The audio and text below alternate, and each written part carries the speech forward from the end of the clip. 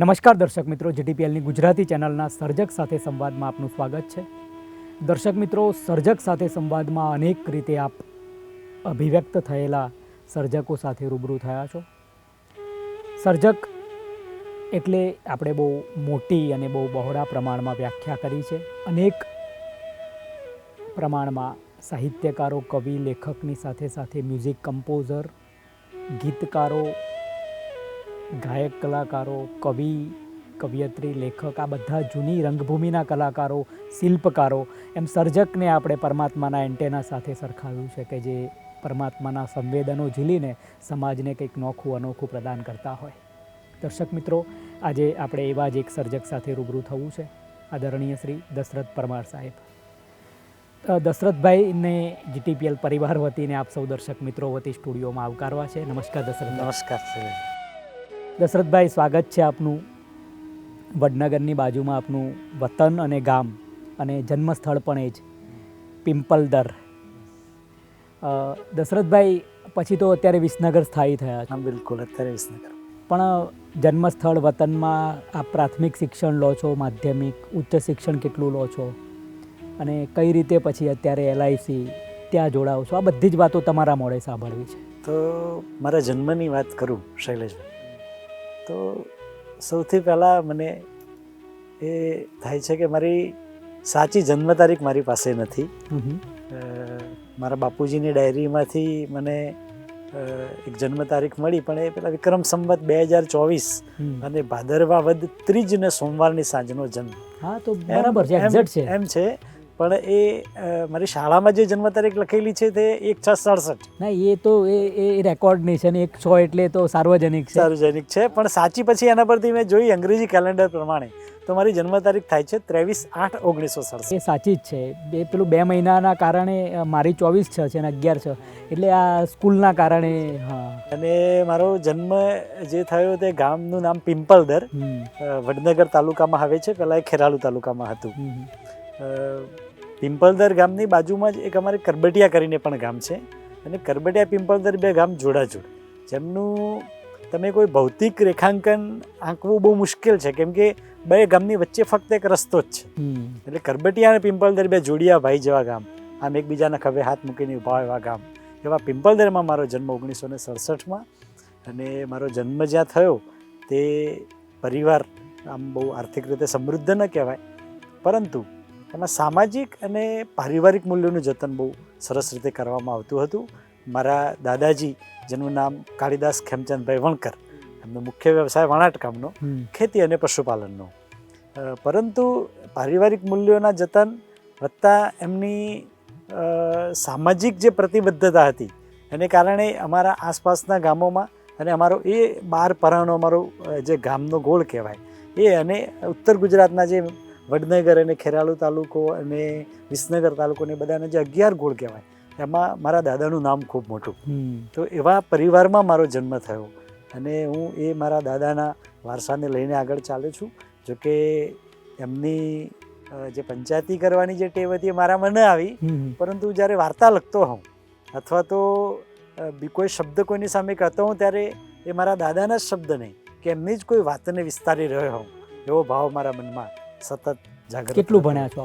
હું ભણ્યો છું આમ કોમર્સમાં ભણ્યો M.Com સુધી, અને પછી કોમર્સમાં M.Com કર્યા પછી મેં MA પણ કર્યું ગુજરાતી સાથે. બરાબર. એટલે થયું એવું કે પ્રાથમિક શિક્ષણ ગામમાં જ થયું. પ્રાથમિક શાળા ઘરથી નજીક જ હતી, લગભગ આમ 100-200 મીટરના અંતરે, અને પ્રાથમિક શાળામાં ભણ્યા પછી હાઈસ્કૂલ પણ અમારા ગામમાં જ હતી. પણ કરબટિયામાં, બાજુનું ગામ કરબટિયાના ગામના ગોંદરે છે એક સ્કૂલ, એટલે લગભગ 1.5 કિલોમીટર દૂર, તો ત્યાં મારે ચાલતા આવવા જવાનું થાય. પછી હાઈસ્કૂલનું શિક્ષણ મેં ગામમાં જ લીધું કરબટિયામાં, અને પછી ત્યાં 10મા ધોરણ સુધીનો જ અભ્યાસ થતો હતો. એટલે 10મા ધોરણ પછી 11માંથી મારે ભણવા જવાનું થયું બાજુમાં વડનગર.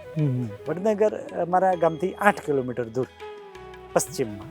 તો વડનગરમાં 11-12 હું જે સ્કૂલમાં ભણ્યો એ શાળાનું નામ, આમ પહેલાં એ ગર્લ્સ હાઈસ્કૂલ હતી, એમાં કેવળ વિદ્યાર્થીઓનો જ પ્રવેશ મળતો. પછી એના સંચાલકે વિચાર્યું કે ભાઈ સંખ્યા વિદ્યાર્થીનીઓની બહુ ઓછી હોય એટલે વિદ્યાર્થીઓનો પણ પ્રવેશ આપો, એટલે શાળાનું નામ બદલી અને કર્યું આનર્ત શિક્ષણ કેન્દ્ર. એના સંચાલક હતા રસિકલાલ દવે, કોંગ્રેસના બહુ જૂના કાર્યકર. હમ. એ શાળામાં મારું 11-12નું શિક્ષણ થયું. અને એ શિક્ષણમાં એ દરમિયાન હું જરાક સાહિત્યની વાત કરું તો પ્રાથમિક શિક્ષણ ગામમાં થયું એ વખતથી જ સાહિત્યનો શોખ મારામાં તારો પાડ્યો. એ કઈ રીતે કે અમારા ગામના શરૂઆતમાં જ અમારો મોહલ્લો, અને મોહલ્લાને જ અડીને ઝાંપે એક પંચાયત ઘર હતું, એક મધ્યમ કદનું મકાન. એમાં એક નાનકડી ઓરડીમાં તલાટી બેસે એના વહીવટ માટે, અને બાજુમાં એક આવડો હોલ હતો. એ હોલની અંદર પુસ્તકાલય. તો ત્યાં પુસ્તકાલયમાં અમારા ગામના પ્રાથમિક શાળાના જે શિક્ષક એ આ પુસ્તકોની દર શનિવારે પુસ્તકોની આપ-લે કરે, અને બધા વિદ્યાર્થીઓને અને મોટા ગામના પણ જે આબાલ વૃદ્ધ હોય એ સૌને પુસ્તકો વહેંચે. પણ એમાં પેલું પ્રાથમિક શાળા દરમિયાન અમને પુસ્તકો મળે નહીં. એટલે મારા મોટા ભાઈ એ વખતે 11-12માં ભણતા, તો એ જે નવલકથાઓ લઈને આવે અથવા તો વાર્તાઓ લઈને આવે એ પણ ઘરમાં વાંચવા આપણને તો દે નહીં, કેમ કે ભાઈ તમારે તો અત્યારે ભણવાનું છે. તો એ ક્યાંક આગા પાછા થયા હોય કે સ્કૂલમાં ગયા હોય, એ દરમિયાન મેં એમાંથી થોડુંક વાંચ્યું. અને એમાંથી મને પન્નાલાલ છે, મેઘાણી છે, મુનશી છે, રવ દેસાઈ છે, એમ કરીને વિઠ્ઠલ પંડ્યા, નવનીત સેવક, એવા બધા લેખકોના હું પરિચયમાં આવ્યો. પછી હાઈસ્કૂલમાં પહોંચ્યો તો હાઈસ્કૂલમાં પણ મારી લાઇબ્રેરી, ત્યાંની બહુ સમૃદ્ધ લાઇબ્રેરી હતી. તો ત્યાં પણ મને એક સરસ અમારા 1-2 શિક્ષકો મળ્યા. અમારા આચાર્ય પણ એક સરસ હતા, ડાયાભાઈ પટેલ કરીને, અને દશરથભાઈ રાવલ કરીને એક સાહેબ. એમને હું નિબંધો લખું એટલે એમને એમ લાગે કે આ છોકરાની ભાષા સરસ છે, તો આને એમ કે સાહિત્યનો શોખ લાગે છે, તો એને કહ્યું કે આને પુસ્તકો ભણવા સિવાયના પણ આપવા. તો ત્યાંથી મને હાઈસ્કૂલમાં નવલકથાઓ, વાર્તાઓ એમ વાંચવાનું થયું. પણ ત્યાંય મને જે પુસ્તકો મળ્યા તે કોના કે નવનીત સેવક, વિઠ્ઠલ પંડ્યા, અશ્વિની ભટ્ટ છે, પછી બીજા પણ જૂના લેખકો ઘણા હતા જેમની સાથે મારો શબ્દથી પરિચય થયો. પરંતુ આ બધું મેં વાંચ્યું, એ બધી એક સુંદર સૃષ્ટિ એમાં લખેલી હતી, સંકોપાયેલી હતી. પરંતુ મને 1985માં, એટલે હું 12મા ધોરણમાં ભણતો હતો ત્યારે, આપ જાણતા જ હશો કે એ વખતે અનામત આંદોલન થયું, અને 85માં મારી માર્ચ મહિનામાં 12મા ધોરણની પરીક્ષા થવાની. એ 12મા ધોરણની પરીક્ષા આંદોલનને કારણે તારીખ હોય એની પાછી ઠેલી, એટલે થોડોક સમય મુલતવી રાખી. એ એટલું ખેંચાયું કે માર્ચ મહિનાની જગ્યાએ એ ઓગસ્ટમાં પરીક્ષા થઈ છે. એટલે 5 મહિનાનો વચ્ચે જે બ્રેક પડ્યો, જે સમયખંડ મળ્યો મને, એમાં મેં મારી વડનગરની હાઈસ્કૂલની લાઇબ્રેરી, મારા ગામની લાઇબ્રેરી અને પેલી મારી ગામની સાર્વજનિક લાઇબ્રેરી, એમ 3 લાઇબ્રેરીમાંથી મેં પુસ્તકો વાંચ્યા. એટલે પુષ્કળ પુસ્તકો વાંચ્યા. એટલે 5 મહિનાના સમયખંડમાં મેં નહીં તો 150 નવલકથાઓ વાંચી. પણ ત્યારે વાર્તાઓ તો બહુ ઓછી વાંચવાની થતી, કેમ કે ગામડામાં તો નવલકથાઓનું જ પ્રમાણ વધારે હોય, અને એ વખતે એવું કોઈ મારી પાસે ધોરણ નહીં કે એવો ચોક્કસ ટેસ્ટ પણ નહીં કે નવલકથાઓ વાંચવી કે વાર્તા વાંચવી કે ધાર્મિક કે ઐતિહાસિક, જે મળ્યું તે બધું વાંચ્યું. પણ એ 12મું ધોરણ પૂરું થયું અને પછી કોલેજ પણ મેં કોમર્સ વડનગરમાં જ કર્યું. હવે મારે ગણતરી મારી આર્ટ્સમાં જવાની હતી, કેમ કે મને શોખ સાહિત્યનો. પરંતુ કોલેજમાં નિયમ એવો કે કોમર્સમાં જેણે 11-12 કર્યું હોય એને એડમિશન તો ફક્ત કોમર્સમાં જ મળે, આર્ટ્સમાં મળે નહીં. એટલે કોમર્સમાં મેં એડમિશન લીધું ફર્સ્ટ યરમાં, અને ત્યાં પછી ત્યાંની લાઇબ્રેરી મેં જોઈ. અને ત્યાં પછી મેં લાઇબ્રેરીમાં પુસ્તકો, અમને એ વખતના લાઇબ્રેરીને પણ આમ થોડાક એજ્યુટેટ તો કરતા જ હતા કે ભાઈ કોમર્સવાળાને સાહિત્યના પુસ્તકો ના મળે. પણ મેં કહ્યું સર, મને તો આવો સાહિત્યનો શોખ છે ને મારે નવલકથાઓ, વાર્તાઓ વાંચવી છે. એમણે પછી મારા ત્યાં એક અધ્યાપક મને મળ્યા જે અર્થશાસ્ત્રના હતા, પણ સાહિત્યના પણ બહુ શોખીન. અને એમણે કહ્યું કે ભાઈ આ છોકરાને પુસ્તકો તમારે આપવા જોઈએ. તો હું ત્યાંથી લાવ્યો સૌથી પહેલાં સુરેશ જોશીનો વાર્તા સંગ્રહ ગૃહપ્રવેશ. હવે એટલી અઘરી વાર્તાઓ, એમ આપણને એકદમ તો પેલા ગામડામાં પેલું વિઠ્ઠલ પંડ્યા, નવનીત સેવક ને ગુલશન નંદાણા આવું બધું વાંચ્યું હોય, એટલે સુરેશ જોશી આપણને કંઈ એકદમ પચે નહીં. લિટરરી લેંગ્વેજ આવી. હા, એકદમ જરાક સાહિત્યિક ભાષા અને ઉચ્ચ ભાષા પાછી, અને બહુ એકદમ મને પેલું એ પડે. પણ પેલું 85નું જે આંદોલન થયું અને એમાં મેં જે જોયું કે ગુલશન નંદા કે વિઠ્ઠલ પંડ્યા કે નવનીત સેવક કે આ બધામાં તો જે સરસ સૃષ્ટિ ચિતરેલી હતી, આમ સરસ જાસૂસ કથાઓ હોય ને સરસ પ્રેમ પ્રણય કથાઓ હોય, એવું આ સુરેશ જોશીમાં કંઈક જુદું છે. બરાબર.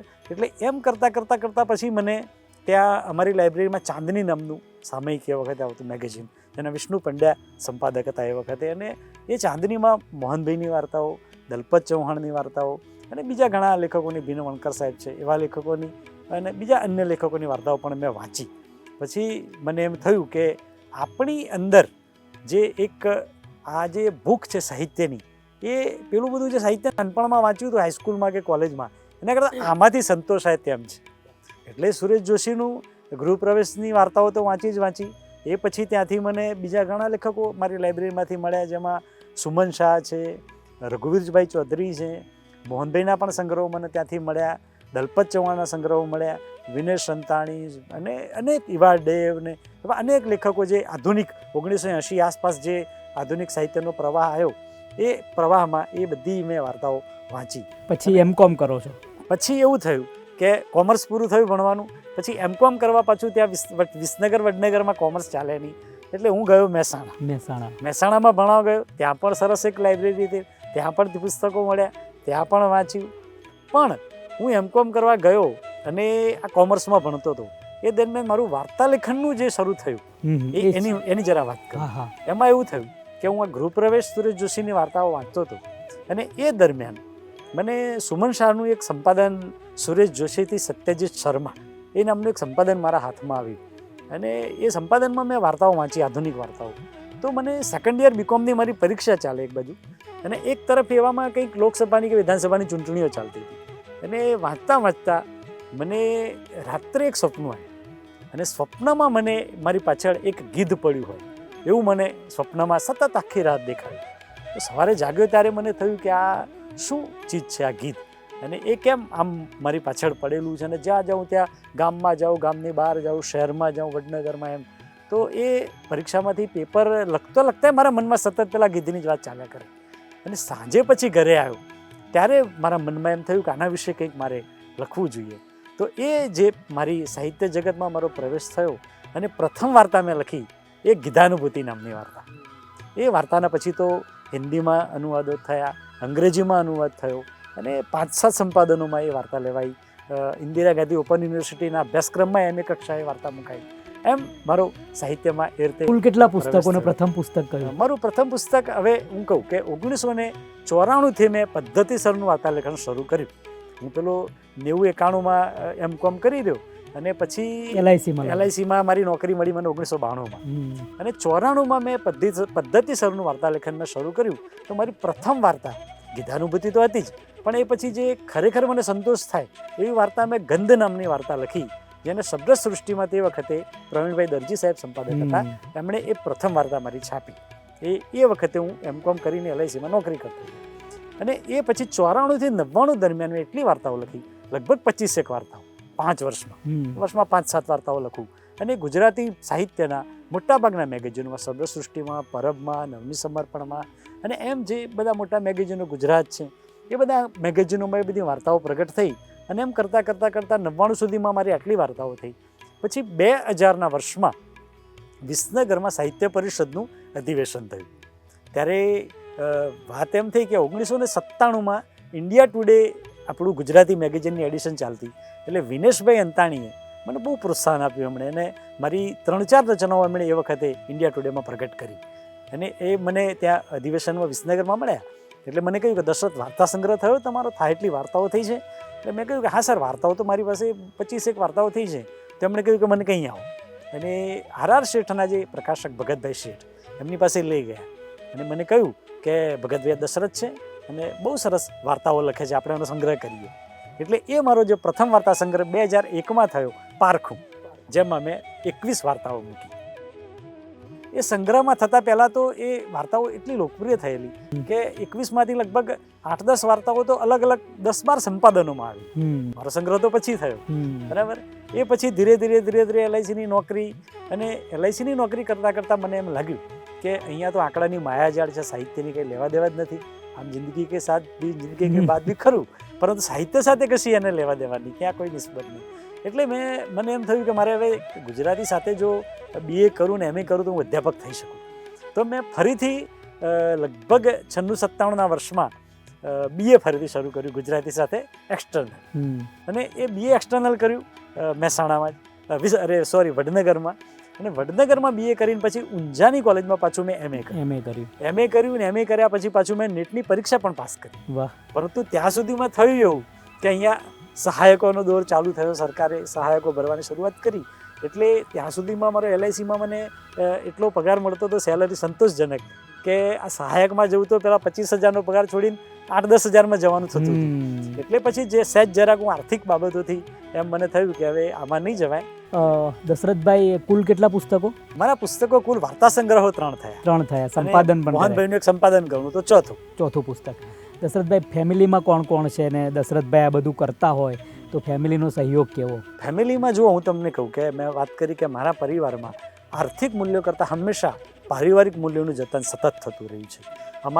મારા બાપુજીનો 5 ભાઈઓનો પરિવાર, એમના એક કાકાના દીકરા 6, એમના બીજી ત્રીજી પેઢીના 3 કાકા, એમ અમે લોકો 8-9 ભાઈઓનો પરિવાર. હવે મારા પરિવારમાં તો અમે 5 ભાઈઓ અને 3 બહેનો. એટલે બાપુજી તો અભણ હતા એટલે એમણે એમના તરફથી આવું કશું પ્રોત્સાહન મળે નહીં, પણ એમણે લખી એનાથી અમને આનંદ થતો.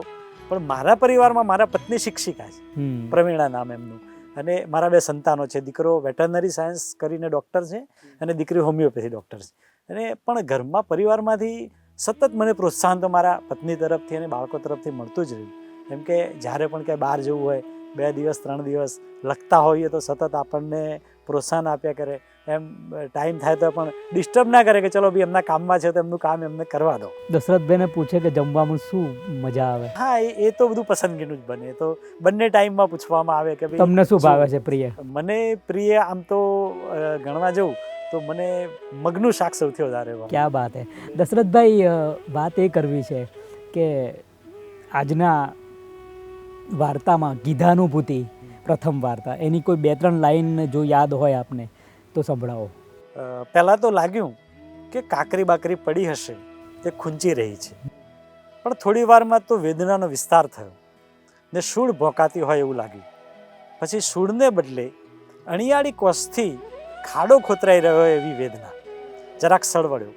આંખ ઉગાડવા જાઉં છું તો કોકે મણમણના ભાર ખડકી દીધા હોય એવું લાગે છે. અને આ શું?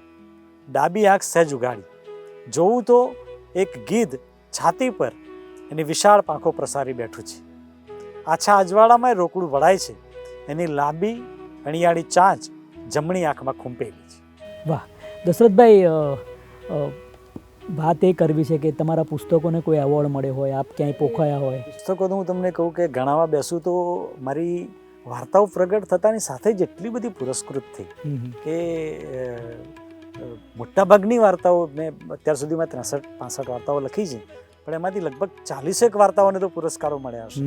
એ પ્રગટ થતાની સાથે જ મને, હું ગણાવું તો ઇન્ડિયા ટુડેનો વાર્તા સ્પર્ધા હતી, એનો પુરસ્કાર વાર્તાને મળ્યો.